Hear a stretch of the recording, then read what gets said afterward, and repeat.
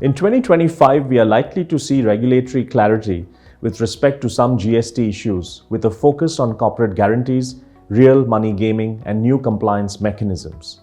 The GST treatment of corporate guarantees has been under debate, with amendments in 2023 and 2024. It's anticipated that 2025 will bring clarity on this issue.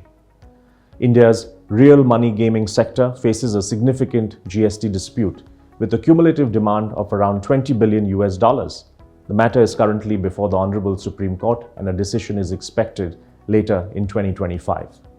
Starting April 2025, the Input Service Distributor or ISD mechanism will be mandatory, requiring companies with multiple GST registered branches to comply with new distribution rules for common input GST credit.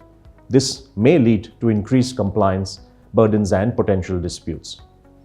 The GST Appellate Tribunal is expected to be operational in 2025, though a backlog of cases could delay swift resolutions. It will take a couple of years for the tribunal to function effectively and resolve pending GST appeals.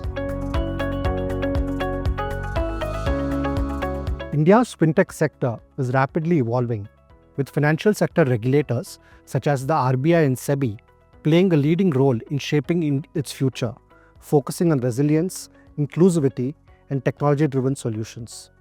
The Prava portal for regulatory licensing allows businesses to interact with the RBI digitally for obtaining various regulatory licenses, improving transparency and ease of doing business.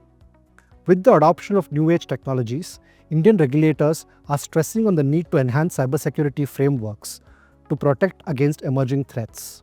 The RBI also aims to develop an indigenous cloud infrastructure for India's financial sector, reinforcing data localization and sovereignty over sensitive financial data.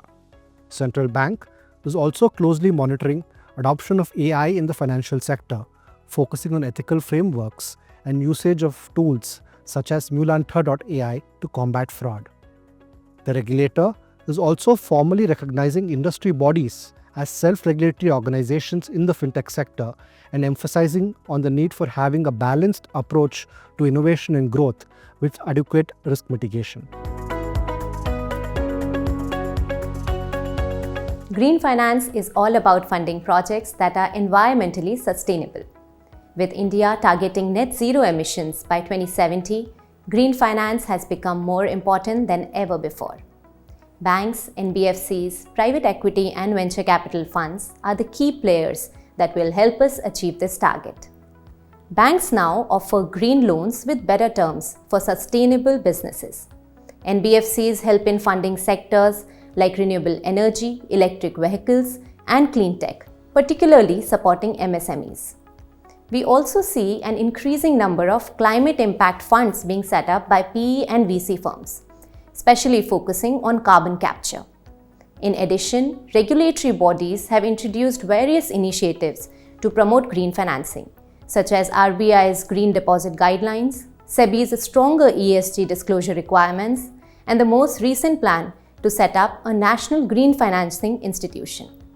With strong policies and innovative financial solutions, India is poised to become a global leader in green finance. In 2025, several key GST issues are expected to lead to tax disputes and hopefully eventual clarity.